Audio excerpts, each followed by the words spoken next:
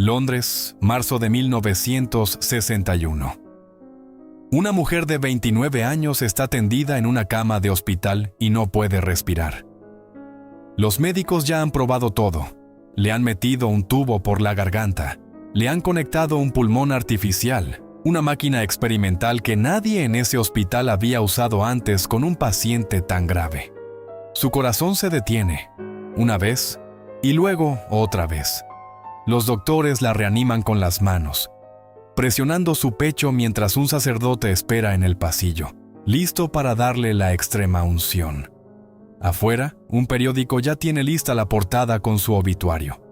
Esa mujer se llama Elizabeth Taylor, y en ese momento, mientras la prensa del mundo entero cuenta los minutos que le quedan, nadie recuerda que apenas 3 años antes, esa misma mujer era, oficialmente, la persona más odiada de Estados Unidos. No por un crimen, no por una guerra, por amor, o por lo que millones de personas decidieron llamar traición. Cartas de odio llenaban sacos enteros en su casa. Un congresista pidió que la expulsaran del país. La iglesia más poderosa del planeta la señaló públicamente como una amenaza moral.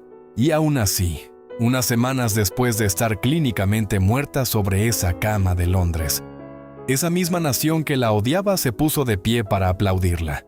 Piensa en lo rápido que puede cambiar el juicio de un país entero sobre una sola persona. En un mes, Elizabeth Taylor pasó de ser la viuda más compadecida de Estados Unidos a ser la mujer que las madres señalaban como ejemplo de todo lo que no debía hacer una dama.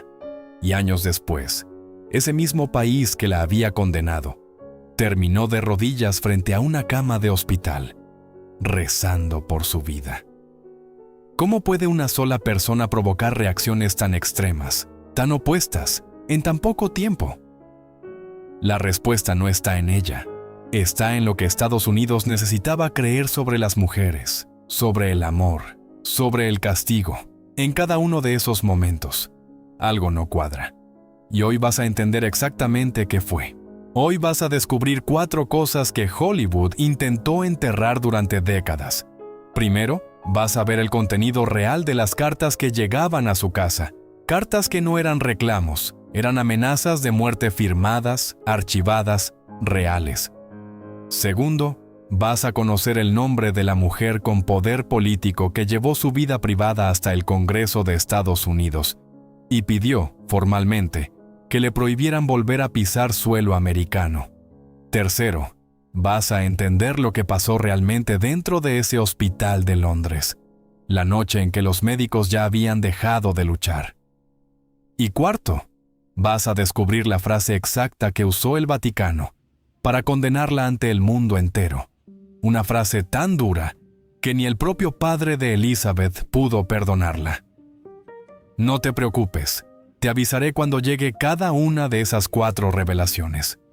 Pero si te vas antes del final, te pierdes la razón real por la que, 20 años después de que el mundo entero la odiara por amar, Hollywood volvió a darle la espalda por completo. Esta vez no fue por un hombre. Fue por defender a los enfermos que nadie quería tocar. Pero para entender cómo la actriz más deseada del planeta se convirtió en la mujer que Estados Unidos quería sacar de su territorio, necesitas conocer el principio. Y el principio no está en su infancia, ni en sus primeras películas, ni en su ascenso como niña prodigio de la MGM. El principio está en un avión que nunca llegó a su destino. Antes de eso, hay que entender quién era Mike Todd para Elizabeth Taylor.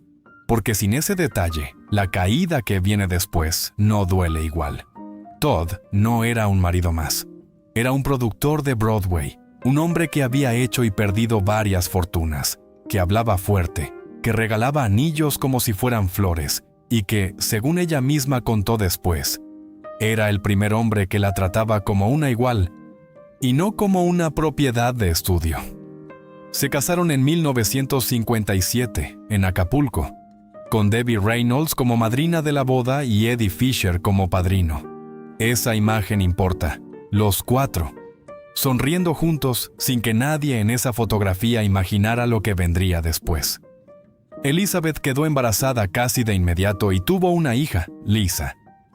Por primera vez en años, la prensa hablaba de ella no como escándalo, sino como esposa feliz, como madre. Esa felicidad duró poco más de un año. Marzo de 1958. Elizabeth Taylor tiene 26 años y está en Los Ángeles, en cama, con una fiebre alta que le impide viajar. Mike Todd tiene que volar a Nueva York para recibir un premio y le suplica que lo acompañe. Ella quiere ir. El médico se lo prohíbe. Todd, impaciente como siempre, decide subir de todas formas a su avión privado, un aparato de 2 motores bautizado, sin ninguna ironía, el espíritu de Elizabeth Taylor. Ella se queda en tierra tosiendo, furiosa por no poder acompañarlo, sin saber que esa fiebre absurda le acababa de salvar la vida. El avión se estrella contra una montaña cerca de Grants, Nuevo México, en plena noche, durante una tormenta. No sobrevive nadie. Ni el piloto, ni el copiloto, ni el biógrafo que viajaba con Todd para escribir un libro sobre él. Elizabeth se entera por teléfono, a mitad de la noche, y colapsa en el piso de su habitación. El país entero llora con ella. Los periódicos la retratan como la viuda más joven y más trágica de Hollywood. Por primera vez en su vida, el público no la mira con deseo ni con envidia. La mira con lástima. Y esa lástima dura exactamente un mes. Porque el mejor amigo de Mike Todd, el hombre que estuvo en su boda, el que lo ayudó a organizar su luna de miel, es un cantante llamado Eddie Fisher. Y Eddie Fisher está casado con Debbie Reynolds, la actriz más querida de Estados Unidos, la chica dulce de Cantando bajo la lluvia, la madre de 2 niños pequeños. Fisher vuela hasta Elizabeth para consolarla. Se queda a su lado noche tras noche. Y en menos de 30 días, deja a su esposa y a sus hijos. No hay una separación gradual. No hay meses de dudas. Hay una llamada telefónica que Debbie Reynolds hace a un hotel una noche, buscando a su marido, y una voz de mujer que responde desde la habitación. Esa voz es la de Elizabeth Taylor. Y en ese instante exacto, el mundo entero deja de ver a una viuda trágica. Empieza a ver a otra cosa. Aquí es donde llega la primera revelación. Porque lo que pasó después no fue simplemente que la prensa criticara a Elizabeth Taylor. Fue mucho más profundo y mucho más oscuro que eso. Las cartas empezaron a llegar por miles. No eran cartas de fans decepcionados. Eran cartas escritas a mano, algunas con la letra temblando de rabia, que la llamaban ladrona de maridos, destructora de hogares, una mujer sin alma que se había robado al esposo de una madre soltera apenas un mes después de enterrar al propio suyo. Algunas de esas cartas no se quedaban en insultos. Amenazaban con hacerle daño físico. Amenazaban con hacérselo a sus hijos. El estudio para el que trabajaba tuvo que contratar seguridad adicional para vigilar su casa y a sus hijos las 24 horas del día. Los fotógrafos acampaban afuera de su propiedad, esperando cualquier gesto que pudieran convertir en titular. Y cada vez que ella salía a la calle, la seguían decenas de personas gritándole insultos directamente a la cara, algo que hasta ese momento ella nunca había vivido, ni siquiera en los años más intensos de su fama como niña estrella. La compañía de Eddie Fisher, la que producía su programa de televisión, canceló su contrato por completo, invocando una cláusula de moralidad, la misma cláusula que en esa época podía terminar una carrera de la noche a la mañana. Y mientras a él lo destruían profesionalmente, a ella la destruían públicamente. Los mismos periódicos que un mes antes la llamaban la viuda de América, ahora la llamaban con una palabra que ningún medio se atrevía a imprimir completa, pero que todos sabían que estaba ahí, entre líneas. Debbie Reynolds, en cambio, se convirtió instantáneamente en un símbolo nacional, la víctima perfecta, la buena madre. Y Elizabeth Taylor, sin haber cometido ningún delito, sin haber roto ninguna ley, se convirtió en la villana favorita de todo un país. Detente un segundo y piensa en esto. ¿Cuántas cartas hacen falta para que una persona empiece a creer que de verdad es un monstruo? No una, no 10, miles. semana tras semana, mes tras mes, sin parar. Elizabeth Taylor tenía 26 años. Acababa de enterrar a su marido y en lugar de duelo recibía condena. Nadie le preguntó cómo se sentía enamorándose de nuevo tan rápido después de una tragedia. Nadie se preguntó si tal vez, después de ver morir a un hombre en un accidente aéreo, aferrarse desesperadamente a otra persona no era cálculo, sino puro instinto de supervivencia. El público no quería psicología, quería una villana, y ella encajaba perfecto en ese papel, hermosa, rica, con ojos violeta que parecían diseñados para una pantalla de cine. Y ahora, según la narrativa de la época, sin escrúpulos. Nadie preguntó, nadie dudó. Simplemente condenaron. Pero lo más oscuro no fue el odio de los desconocidos. Lo más oscuro fue lo que vino después, cuando ese odio dejó de ser un asunto de tabloides y se convirtió en un asunto de gobierno. Esa parte de la historia no ocurrió con Eddie Fisher. Ocurrió unos años más tarde, cuando Elizabeth ya estaba casada con él, y todo el escándalo parecía, por fin, empezar a apagarse. Pero antes de llegar a ese romance, hay que entender el terreno donde creció. Cleopatra no era una película cualquiera. Era, hasta ese momento, la producción más cara en la historia del cine. Un proyecto que casi hunde por completo al estudio 20th Century Fox. Los rodajes se cancelaban por lluvia, por enfermedades, por decorados que había que reconstruir desde cero. El presupuesto se multiplicó tantas veces que los ejecutivos del estudio empezaron a hablar en privado de bancarrota. Elizabeth Taylor cobró, por ese papel, $1 millón, una cifra que ningún actor ni actriz había recibido jamás hasta ese momento, y que por sí sola ya generaba resentimiento antes de que se rodara un solo fotograma. El set se trasladó de Inglaterra a Roma, con cientos de personas viviendo meses enteros lejos de casa, encerradas en un ambiente de presión constante, de dinero desangrándose todos los días. Y fue exactamente en ese ambiente, tenso, carísimo, al borde del colapso financiero, donde Elizabeth conoció al hombre que iba a cambiar el rumbo de toda su vida por segunda vez, en 1962. Mientras filmaba esa producción interminable, Elizabeth se enamora de su compañero de reparto, un actor galés, brillante, alcohólico, casado. Se llama Richard Burton, y lo que empieza entre ellos en el set de filmación en Roma no es un coqueteo discreto. Es una explosión que ninguno de los dos intenta esconder.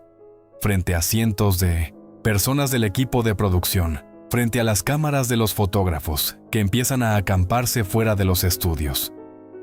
Burton, que llevaba años coleccionando romances de rodaje sin que ninguno le importara demasiado, llegó a escribir en su propio diario que el cuerpo de Elizabeth Taylor podía derribar imperios. Ella, por su parte, contaría después que sintió algo que no había sentido con ninguno de sus maridos anteriores, ni siquiera con Mike Todd, la sensación de estar frente a alguien que finalmente podía seguirle el ritmo, tanto en la pasión como en la autodestrucción.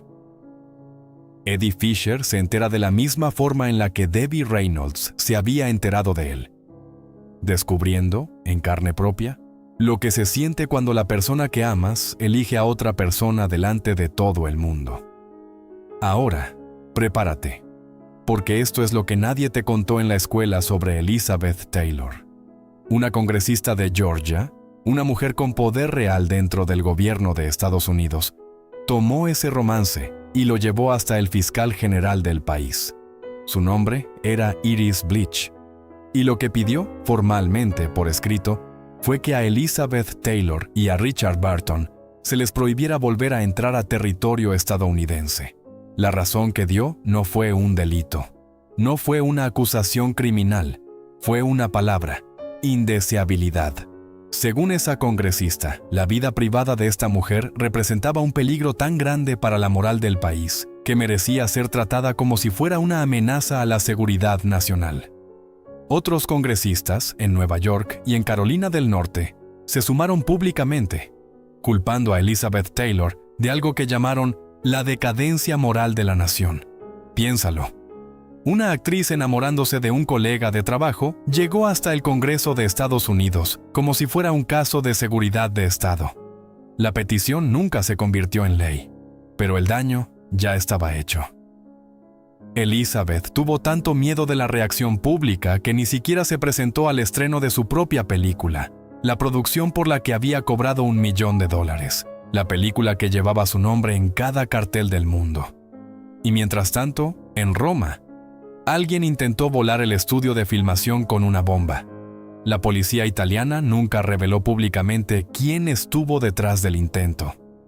Durante 5 días completos, agentes de la policía secreta italiana custodiaron el set de filmación, revisando cada rincón, cada camión, cada caja de utilería, antes de dejar entrar a alguien al estudio.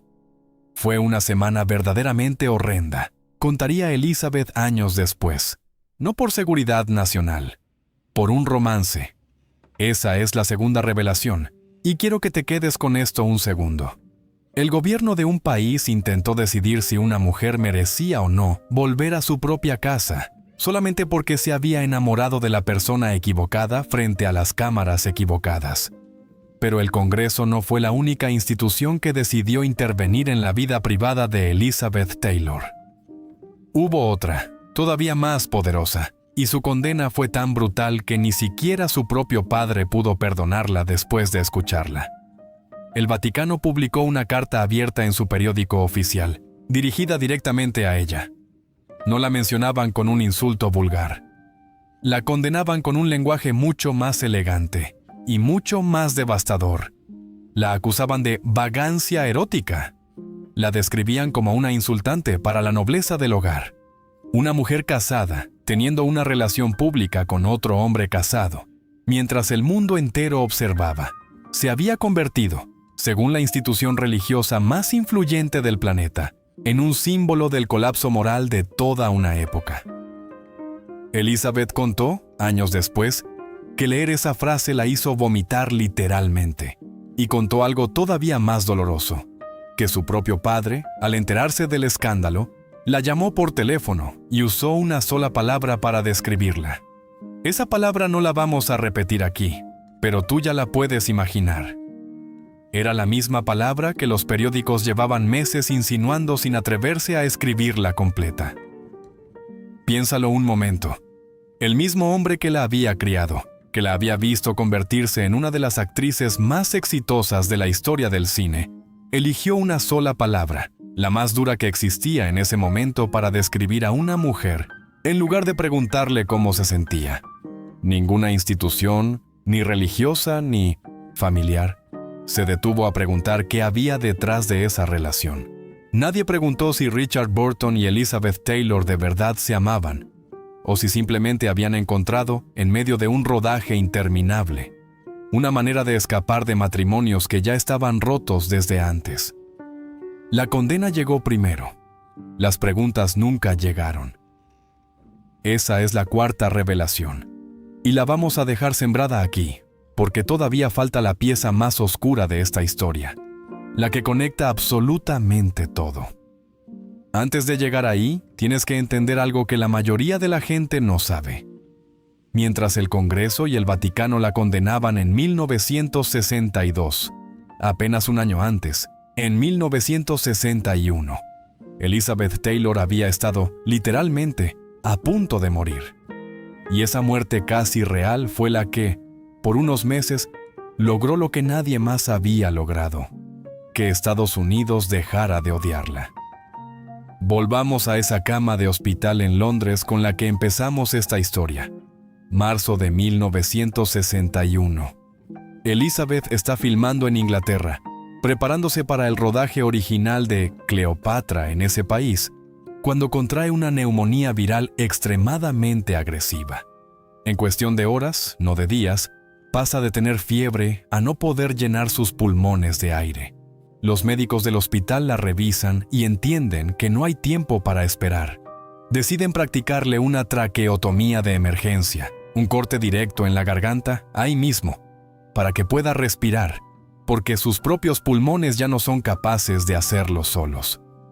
La conectan a un pulmón artificial, Una tecnología tan nueva en ese momento que muy pocos hospitales del mundo la tenían disponible. Su corazón se detiene sobre esa mesa. Los médicos la reaniman. Se detiene otra vez. La reaniman otra vez. Ella misma contaría, décadas después, en unas grabaciones privadas que nadie escuchó hasta después de su muerte, que sintió que moría 4 veces esa noche. 4 veces. Los periódicos, en distintos países, llegan a publicar que ya ha muerto. No es un rumor exagerado por un tabloide cualquiera. Es una noticia que circula como un hecho confirmado, mientras ella todavía sigue con vida, inconsciente, con un tubo en la garganta, en una cama a miles de kilómetros de Hollywood. Durante días, el mundo entero cree que Elizabeth Taylor, la mujer más odiada de Estados Unidos apenas 3 años antes, está muerta. Y aquí está lo que nadie esperaba. Las mismas personas que le habían escrito cartas de odio empezaron a escribir cartas distintas. Cartas de disculpa. Cartas pidiendo por su vida a un Dios que, según ellos mismos, todavía tenía tiempo de perdonarla. El odio, frente a la posibilidad real de la muerte, se derritió casi de inmediato. Y aquí está la tercera revelación, la que casi nadie conecta con el resto de esta historia. Esa misma enfermedad que casi la mata fue, casi con seguridad, la razón por la que ganó su primer Oscar. Un mes después de salir del hospital, todavía con la marca de la traqueotomía visible en el cuello. Una cicatriz que ningún vestido de gala podía esconder del todo. Elizabeth Taylor sube al escenario del Oscar y gana el premio a Mejor Actriz.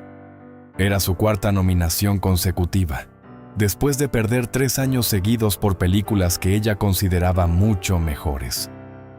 Y ahora ganaba por un papel que ella misma, años más tarde, llamaría una basura sin ningún valor artístico.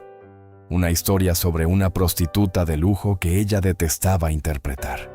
Ella lo supo siempre. Lo dijo con sus propias palabras en unas grabaciones privadas que permanecieron ocultas durante décadas, sin que nadie las escuchara hasta después de su muerte. Gané el premio por mi traqueotomía. No lo dijo como un chiste, lo dijo como una acusación.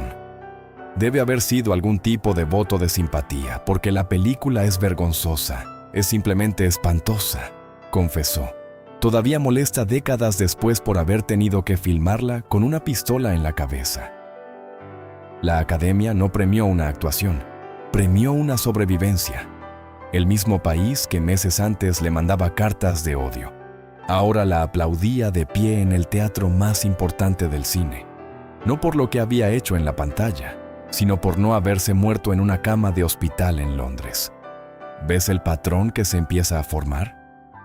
Cada vez que Elizabeth Taylor se acerca a la muerte, Estados Unidos la perdona.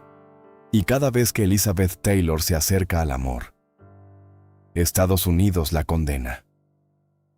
Esa contradicción no es una coincidencia.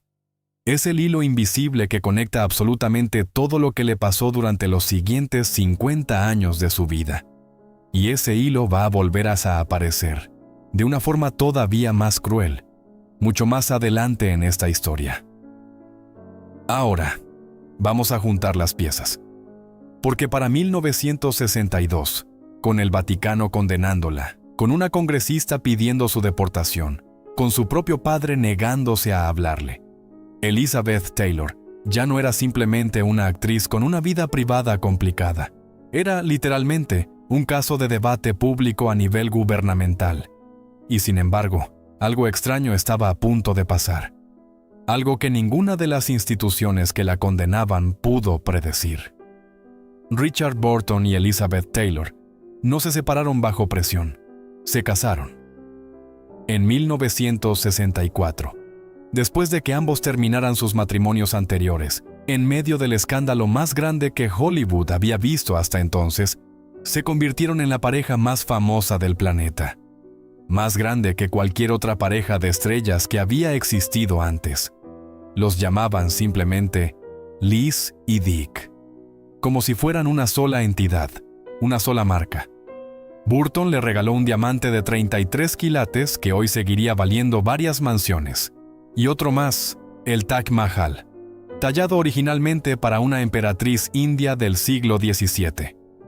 Compraban un yate, compraban un jet privado, se peleaban en hoteles de 5 estrellas con la misma intensidad con la que se amaban, gritándose delante del personal, reconciliándose horas después como si nada hubiera pasado. Y el mundo, el mismo mundo que había mandado cartas de amenaza, ahora pagaba fortunas por revistas que solo mostraban fotos de ellos dos caminando por una calle de Roma o subiendo a un avión. El odio, sin que nadie lo planeara, se había transformado en obsesión. Y la obsesión, en Hollywood, siempre termina vendiendo más entradas que la virtud. Pero antes de seguir, quiero que recuerdes algo. Esta capacidad que tenía Elizabeth Taylor de sobrevivir al odio público, de convertir el escándalo en fascinación, iba a ser puesta a prueba una última vez, 20 años después, y esa última prueba iba a ser completamente distinta a todas las anteriores. Porque esta vez, el escándalo no iba a tener nada que ver con un hombre. Iba a tener que ver con una enfermedad que en ese momento nadie en Hollywood quería ni siquiera nombrar en voz alta. Pero para llegar hasta 1985, hay que cruzar primero por los años más oscuros y menos hablados de su vida privada. Los años en los que Elizabeth Taylor casi desaparece, no por un escándalo público, sino por una guerra silenciosa contra sí misma. Después de separarse de Richard Burton por segunda y última vez, Elizabeth cae en una dependencia severa de analgésicos y alcohol. No es un secreto que ella misma ocultara. Lo reconoció abiertamente.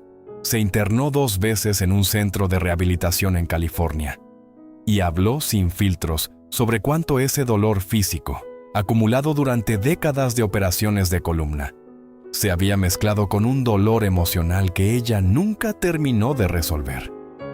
Llegó a pesar casi el doble de lo que pesaba en su juventud. Y las revistas, con la misma crueldad de siempre, la convirtieron en un chiste público. La mujer más deseada del mundo se había transformado, según la prensa de esos años, en una caricatura de sí misma. Nadie hablaba todavía de compasión. Hablaban de burla. Y fue exactamente esa mujer, la que ya había sido humillada por amar y humillada por enfermar, la que en 1985 decidió pararse frente a una causa que nadie más quería tocar. Elizabeth Taylor tiene 53 años. Ya no es la mujer más deseada del planeta. Ya no protagoniza las películas más taquilleras. Ya ha sobrevivido a 8 matrimonios, a operaciones de columna, a adicciones a pastillas y alcohol, que ella misma reconoció públicamente. Y en ese momento de su vida, decide involucrarse en una causa que, según todos a su alrededor, iba a destruir lo poco que quedaba de su reputación. Empiezas a organizar una cena benéfica para recaudar fondos para la investigación del SIDA, una enfermedad que en ese momento el gobierno de Estados Unidos apenas mencionaba. Una enfermedad que la mayoría de la gente asociaba con crueldad y con ignorancia, únicamente con la comunidad gay, como si eso la hiciera menos urgente o menos digna de compasión. En 1985, la mayoría de los médicos en Estados Unidos apenas entendían cómo se transmitía esta enfermedad. Había personas, incluso dentro de hospitales, que se negaban a tocar a un paciente contagiado sin guantes de goma hasta el codo. Había restaurantes que rompían los platos usados por comensales homosexuales, por puro miedo irracional. El propio gobierno del presidente en turno prácticamente no había pronunciado la palabra SIDA en público durante los primeros años de la epidemia, mientras miles de personas ya habían muerto. Ese era el clima exacto en el que Elizabeth Taylor decidió poner su nombre, su cara y su fortuna al servicio de una causa que la mayoría del país prefería ignorar. Sus propios amigos, gente de la industria que la conocía desde hacía décadas, la llamaban para advertirle. Le decían, literalmente, que se alejara de esa causa, que no era una causa simpática, que asociar su nombre a esa enfermedad podía hundir lo que quedaba de su carrera. Las entradas para su primer evento benéfico se vendían lentamente, casi con vergüenza, como si comprar un boleto significara admitir algo que nadie quería admitir en público. Elizabeth Taylor, la mujer que una vez fue la más odiada de Estados Unidos por amar a un hombre equivocado, ahora se estaba convirtiendo, otra vez, en una figura incómoda. Pero esta vez no era porque hubiera hecho algo mal. Era porque estaba defendiendo a personas que el país entero prefería no ver. Y entonces, en julio de ese mismo año, su amigo y compañero de película Rock Hudson anunció, desde París, que tenía SIDA. Habían filmado juntos Gigante, casi 30 años antes. Hudson murió 3 meses después, en octubre de 1985. Y de un día para otro, todo cambió. Las mismas personas que le habían advertido a Elizabeth que se alejara de esa causa, ahora hacían fila para comprar entradas a $500 cada una. El evento benéfico tuvo que cambiar de locación porque ya no cabía tanta gente. Toda la ciudad hizo un giro completo, contó ella misma años después. Pero Elizabeth Taylor no cambió de postura ni un solo día. No necesitó que un amigo suyo estuviera muriendo para empezar a importarle. Ella ya estaba ahí, meses antes, cuando a nadie más le importaba, organizando esa primera cena benéfica, mientras sus propios colegas le susurraban al oído que se alejara de esa causa, como si el simple hecho de nombrarla pudiera contagiar algo más que el virus. Testificó frente al Senado de Estados Unidos, no una vez, sino varias veces. La primera de ellas en 1986. Se sentó frente a un grupo de hombres mayores, casi todos varones, casi todos incómodos con el simple hecho de tener que pronunciar la palabra SIDA en un recinto oficial. Y les exigió, con la misma voz firme que una vez usó para desafiar a un estudio de cine entero, que dejaran de tratar esta enfermedad como si fuera un castigo moral y empezaran a tratarla como lo que era. Una crisis de salud que estaba matando a miles de personas mientras el país miraba hacia otro lado. Volvió a testificar en 1990 y en 1992. Ayudó a fundar una de las primeras organizaciones nacionales dedicadas exclusivamente a financiar la investigación de esta enfermedad. Y en 1991 creó su propia fundación para dar atención directa a los enfermos, algo que en ese momento casi ninguna institución del gobierno estaba dispuesta a ofrecer. Y aquí está, por fin, la revelación que te prometí al principio, la más oscura de todas, la que es completamente distinta a las 4 primeras. Elizabeth Taylor pasó la primera mitad de su vida siendo castigada por amar demasiado, en público, sin pedir perdón, y pasó la segunda mitad de su vida siendo aislada, otra vez, por defender a las personas que absolutamente nadie más quería tocar. No fue un amante lo que la convirtió en una paria por segunda vez, fue la compasión. El mismo país que la condenó en el Congreso por enamorarse, la abandonó en silencio cuando decidió sentarse junto a hombres moribundos que todos los demás evitaban por miedo al contagio y por vergüenza social. Y cuando finalmente la sociedad entera cambió de opinión, cuando el SIDA por fin se convirtió en una causa aceptable para las estrellas de Hollywood, casi nadie recordó que Elizabeth Taylor ya llevaba meses ahí, sola, cuando ser vista con esa causa todavía costaba caro. Ese es el verdadero patrón, escondido detrás de 50 años de titulares. Elizabeth Taylor nunca fue castigada por hacer daño a nadie. Fue castigada una y otra vez por negarse a esconder lo que sentía, por amar sin pedir disculpas cuando amar a esa persona, en ese momento, era considerado un delito social, y por defender a los enfermos cuando defenderlos todavía significaba arriesgar tu propia reputación. El Congreso la condenó, el Vaticano la condenó, su propio padre la condenó, y sin embargo, la misma mujer que casi murió en una cama de hospital en 1961, terminó, 30 años después, salvando indirectamente miles de vidas, porque su nombre, su fama y su terquedad obligaron a un país entero a empezar a hablar de una enfermedad que prefería fingir que no existía. Fíjate en algo más. Cada institución que la condenó a lo largo de su vida tenía poder real, poder político, poder religioso, poder familiar. Y ninguna de esas instituciones logró cambiarla ni un centímetro. Elizabeth Taylor no se disculpó públicamente por amar a Richard Burton. No se disculpó por dejar a Eddie Fisher. No se disculpó por sentarse junto a hombres moribundos cuando eso todavía asustaba a la mitad de Hollywood. Cada vez que el poder intentó decirle quién debía amar o a quién debía ayudar, ella simplemente siguió haciendo exactamente lo que había decidido hacer. Y esa terquedad, la misma que en 1962 la convirtió en objetivo del Congreso de Estados Unidos, fue exactamente la misma terquedad que en 1985 le permitió sentarse frente al Senado y no moverse hasta que la escucharan.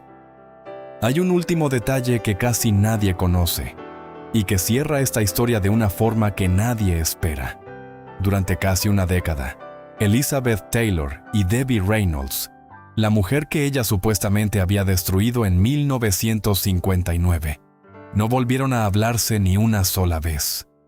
Ni una llamada, ni una carta, ni un cruce accidental en algún estreno de Hollywood, aunque las dos seguían trabajando en la misma industria, en la misma ciudad, rodeadas de las mismas personas.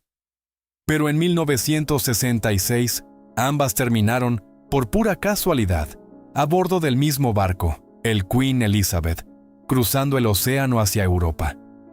Ninguna de las dos sabía que la otra estaba a bordo hasta que ya era demasiado tarde para evitarlo. Elizabeth, en ese momento, ya estaba casada con Richard Burton. Debbie ya se había vuelto a casar también, y en vez de esconderse cada una en su camarote durante toda la travesía, Reynolds decidió enviar una nota a la habitación de Taylor. Taylor respondió con otra nota. Esa noche cenaron juntas, solo ellas dos, sin publicistas, sin fotógrafos, sin nadie más observando. Y según contó la propia Reynolds años después, en una entrevista donde todavía se le quebraba un poco la voz, simplemente se miraron, se sirvieron una copa y decidieron dejar el pasado atrás. Nos emborrachamos, dijo Reynolds, riéndose del recuerdo. Dos mujeres que un país entero había obligado a odiarse en público, terminaron reconciliándose en privado, lejos de las cámaras, lejos de las cartas de odio, lejos del Congreso y del Vaticano. La única pregunta que ninguna institución poderosa fue capaz de responder por ellas mismas la resolvieron en una sola cena, en alta mar, sin que nadie más tuviera que darles permiso. Elizabeth Taylor murió el 23 de marzo de 2011, en el Cedars-Sinai Medical Center de Los Ángeles, rodeada de sus 4 hijos, después de 6 semanas internada por un fallo cardíaco. Tenía 79 años y había sobrevivido a más de 20 cirugías mayores, a un tumor cerebral benigno, a 2 reemplazos de cadera y a una neumonía casi tan grave como la que la había puesto al borde de la muerte medio siglo antes. Su funeral se celebró al día siguiente, en el cementerio de Forest Lawn, muy cerca de la tumba de su amigo Michael Jackson. Y hasta en ese último momento, Elizabeth Taylor encontró la manera de dejar una última huella de quién era. Dejó instrucciones escritas para que el servicio empezara 15 minutos tarde. La razón, según sus propias palabras registradas por su publicista, fue simple. Incluso quería llegar tarde a su propio funeral. La mujer a la que un país entero intentó controlar, condenar y expulsar, se despidió del mundo exactamente como había vivido en él, bajo sus propios términos, sin pedir permiso a nadie. Lo que la mayoría de la gente todavía no entiende es que la verdadera historia de su vida nunca fue sobre sus 8 matrimonios, ni sobre sus diamantes, ni sobre sus películas. Fue sobre un país que necesitó medio siglo y una enfermedad devastadora para aprender lo que ella entendió desde el primer día, que amar sin pedir permiso y defender a quien nadie más quiere defender siempre va a costar caro. Pero también es, casi siempre, lo único verdaderamente valiente que alguien puede hacer con una vida entera bajo los reflectores. El Congreso la quiso expulsar del país. El Vaticano la señaló ante el mundo entero. Su propio padre la condenó con una sola palabra. Y sin embargo, Ninguna de esas instituciones logró lo que ella logró por sí sola: cambiar, aunque fuera un poco, la manera en que un país entero trataba a quienes más despreciaba. Hoy, más de una década después de su muerte, Elizabeth Taylor sigue siendo recordada principalmente por sus diamantes, por sus 8 bodas, por las portadas de revista donde aparecía del brazo de un hombre distinto cada pocos años. Pero detrás de esa imagen superficial, que Hollywood se encargó de vender durante décadas porque era más fácil de digerir que la verdad, está la historia de una mujer a la que un país entero intentó castigar, silenciar y expulsar, simplemente porque se negó a esconder lo que sentía y a quién decidía ayudar. El Congreso falló. El Vaticano falló. Los que le mandaban cartas de odio con el paso de los años terminaron olvidando por completo su propio nombre en esas cartas. Y ella, mientras tanto, siguió ahí, imperturbable, hasta el último día de su vida. Hay otra mujer en la historia de Hollywood a la que el Congreso de este mismo país también intentó silenciar, solo que a ella no la salvó ningún hospital ni ningún Oscar. A ella la destruyeron por completo. Y casi nadie recuerda su nombre hoy. Esa historia es todavía más oscura que esta, porque a ella nunca le dieron la oportunidad de reconciliarse con nadie. Nunca tuvo un hospital que la salvara a tiempo, ni una fundación que llevara su nombre, 40 años después de su peor escándalo. Dale play al video que tienes justo en pantalla y entérate de lo que realmente le pasó.